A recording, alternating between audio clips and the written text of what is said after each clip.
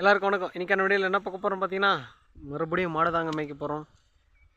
வரோம் மாடு மேய்க்கிறோம், ரிப்பீட்டு. அந்த மாதிரி ரிப்பீட் ஆகின்னு போயினே இருக்குது.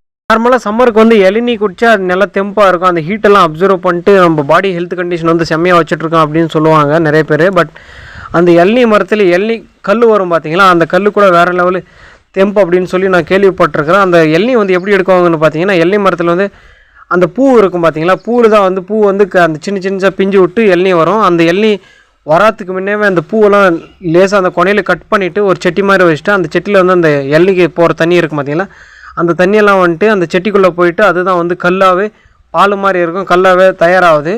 நெக்ஸ்ட்டு வந்து இது மாதிரி பண்ணுறதுனால என்ன ஒரு டிஸ்அட்வான்டேஜ்னு பார்த்தீங்கன்னா, அந்த இளநீ மரம் வந்து சீக்கிரமாக பெருசாகின்னு போயிட்டே இருக்கும். வயசாயிருன்னா அந்த அறுத்து சீக்கிரமாக அது இலையெல்லாம் உளுந்துட்டு இதாயிரும். எங்கள் அப்பா வந்து சின்ன வயசுலலாம் அது குடிக்க சொல்லுவார், ஹெல்த்துக்கு நல்லதுன்னு சொல்லிட்டு.